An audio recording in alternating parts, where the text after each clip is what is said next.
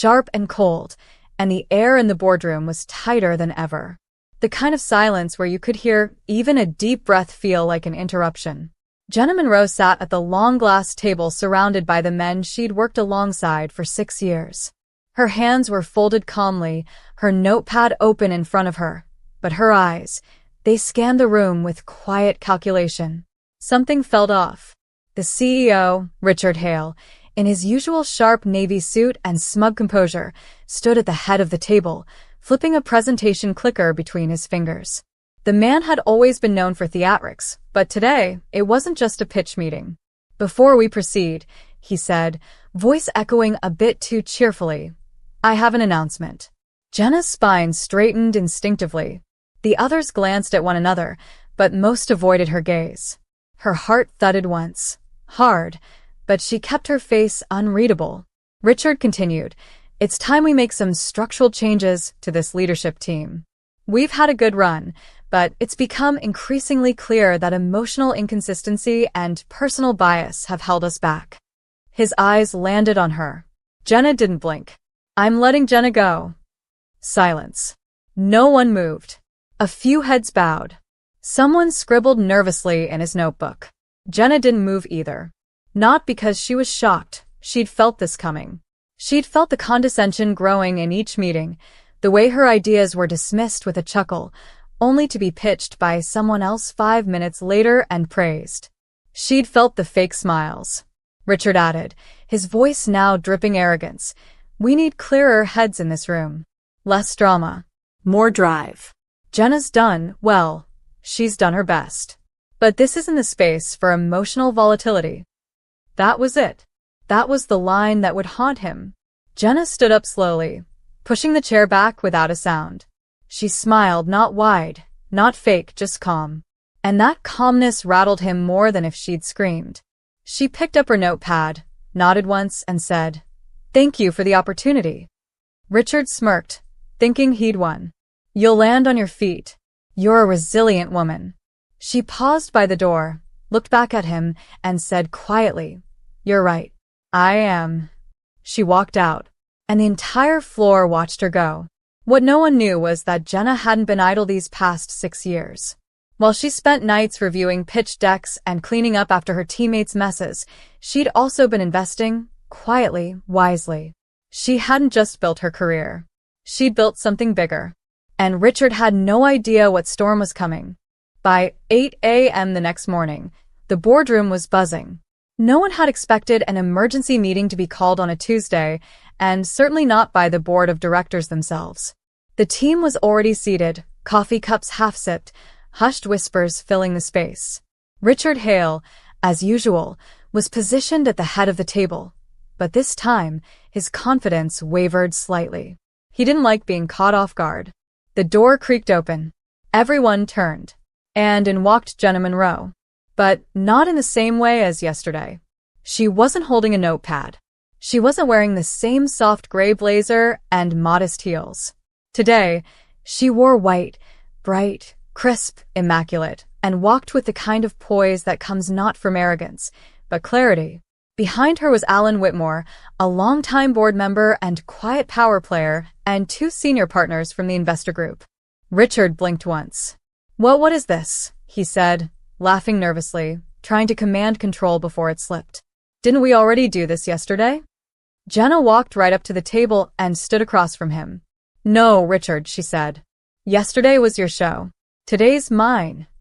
She calmly placed a folder on the table. One of the partners slid it across to Richard. He opened it, his eyes moving fast across the first page, then the second, then his hand started to tremble. The room went dead silent. Inside the folder was the updated shareholder report. Overnight, a significant amount of stock had changed hands. Jenna hadn't just owned shares. She'd spent the past 3 years slowly acquiring more through shell holdings and quiet acquisitions. And as of that morning, Jenna Monroe was the majority shareholder. This must be a mistake," Richard sputtered. "There's no way how could you afford?" Jenna tilted her head slightly. "By listening, Richard. By learning. By noticing the gaps between your ambition and your execution." She paused, then looked at everyone in the room. You underestimated me because I didn't shout, because I stayed late and cleaned up everyone's chaos, because I didn't make noise. But quiet doesn't mean weak. Sometimes, it just means we're watching. She looked back at Richard.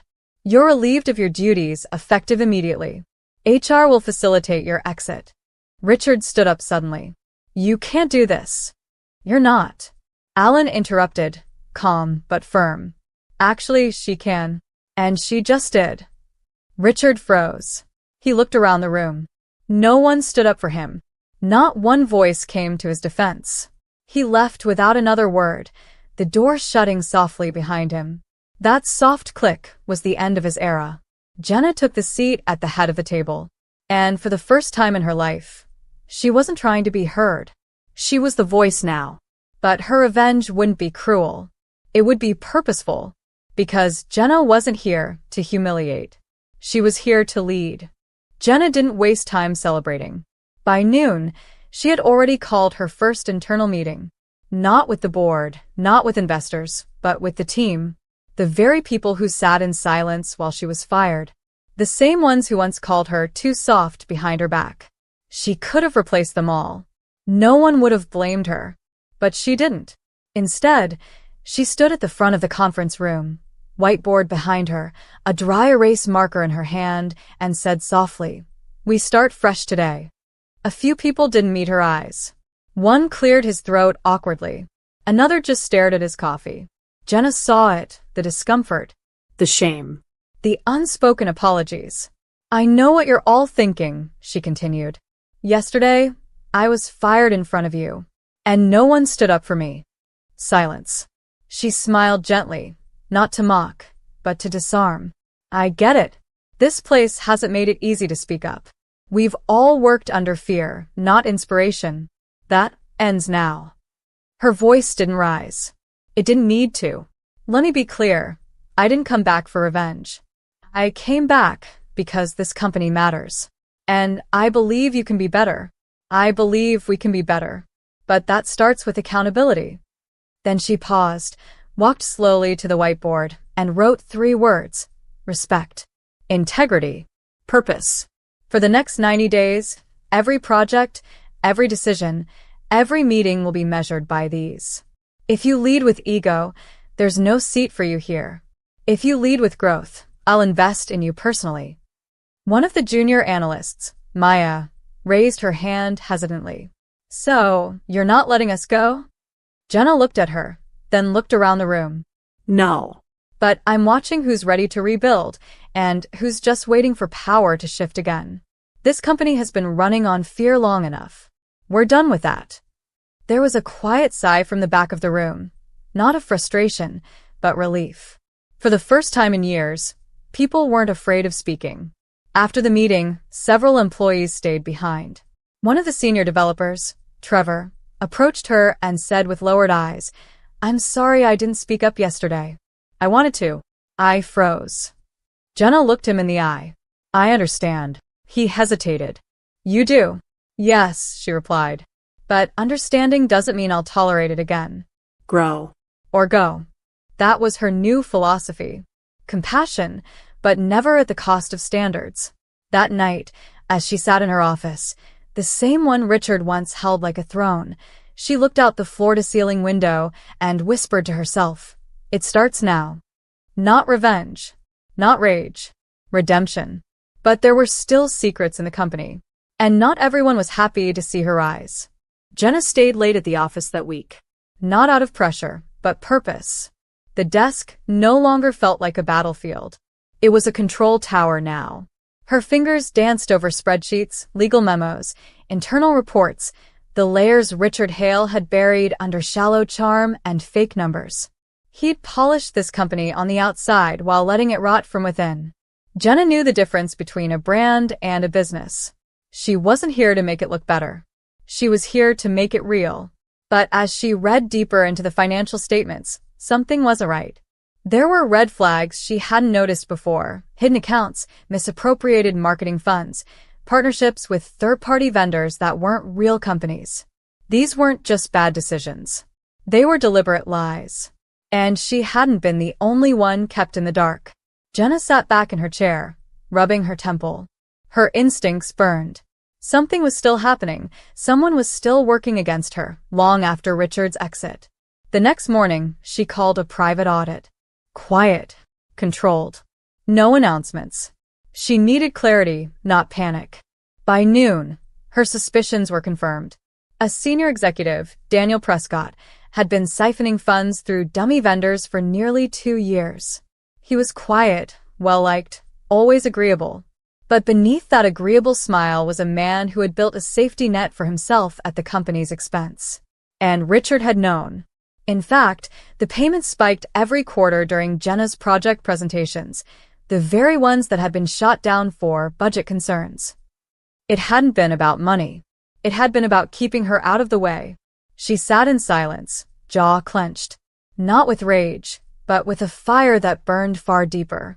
This wasn't just workplace betrayal. This was the kind of quiet sabotage women like her were used to. Dismissed with a smile. Undermined with politeness. Gutted with a compliment. She requested a meeting with Daniel at 3 p.m. sharp. He walked in like he owned the building. Slick suit. Polished watch. That practiced, disarming grin. "Jenna," he said smoothly. "I heard you wanted to meet. Is this about the vendor rotation? I know things got shifted around when Richard left." Jenna didn't answer right away. She pushed a single file across the desk. No words. Daniel opened it and paled. Invoices.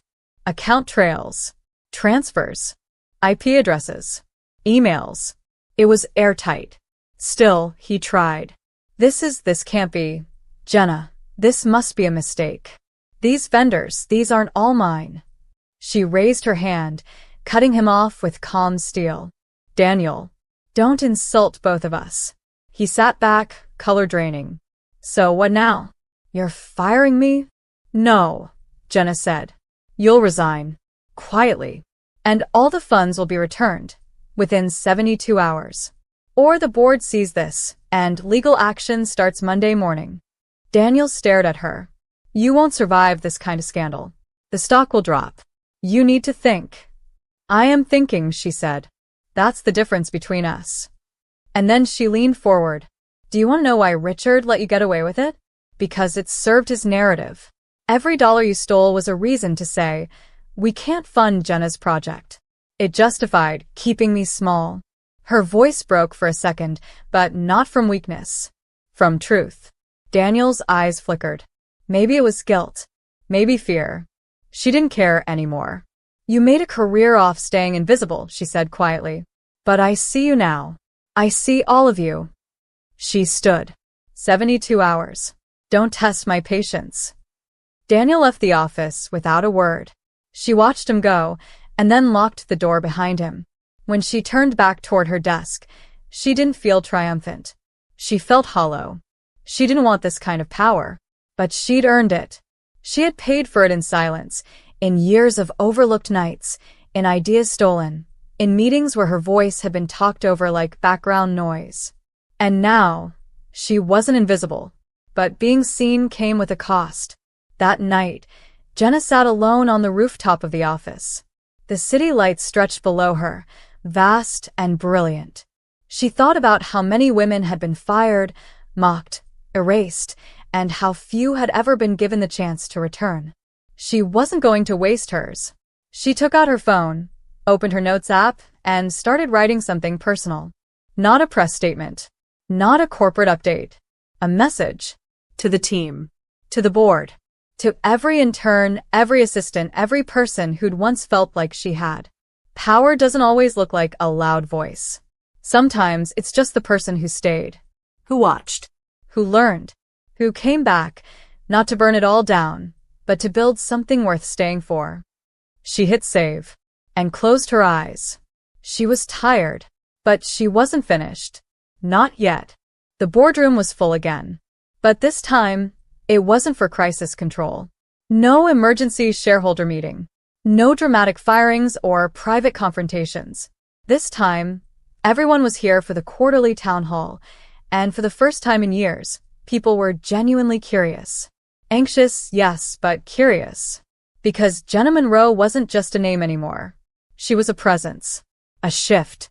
A conversation whispered in every hallway, printed in every press release. The woman who had been fired on a Monday and returned as the majority shareholder on a Tuesday wasn't just running the company, she was changing it. And now, she was about to speak to everyone. The entire team gathered in the company auditorium. It wasn't fancy.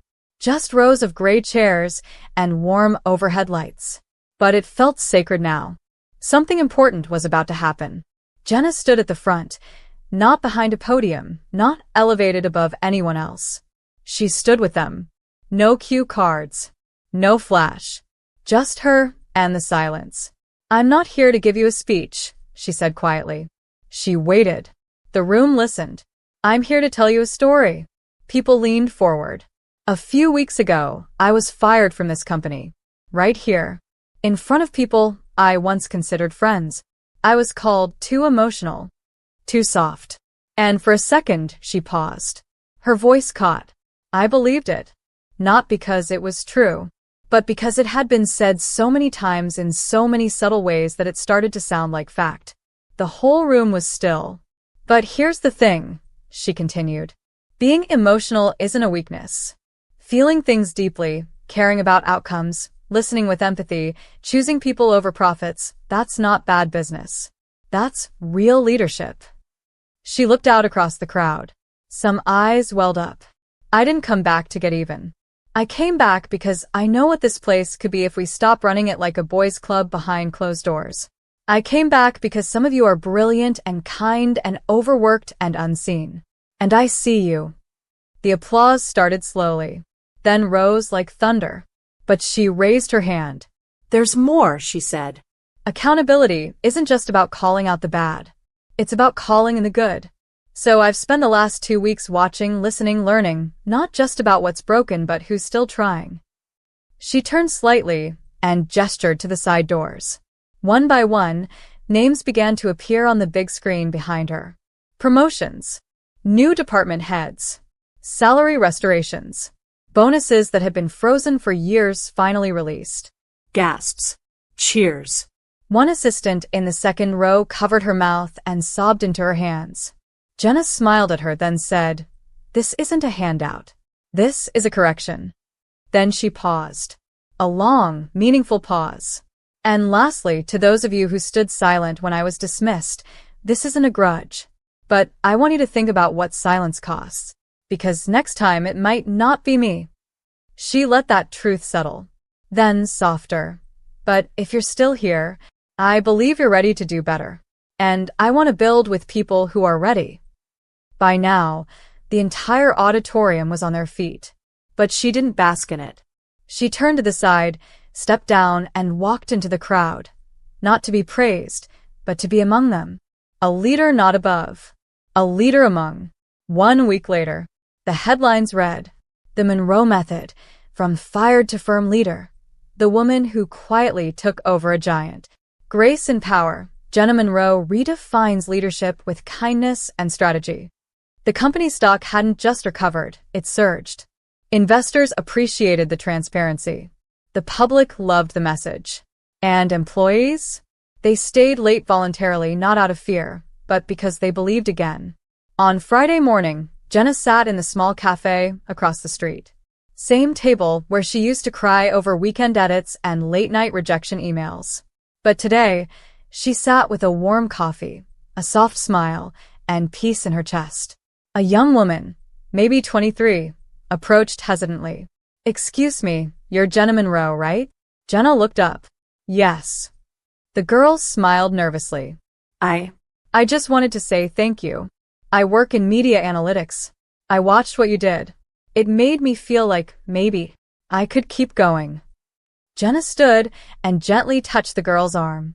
"You can. And one day, they'll see you too." The girl beamed and walked away. Jenna turned back to her coffee, the steam curling into the morning light. She didn't need a throne. She didn't need revenge. She had built something stronger. A legacy.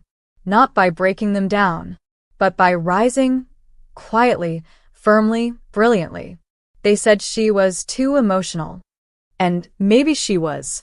But emotion, when paired with vision, with strength, with purpose, that's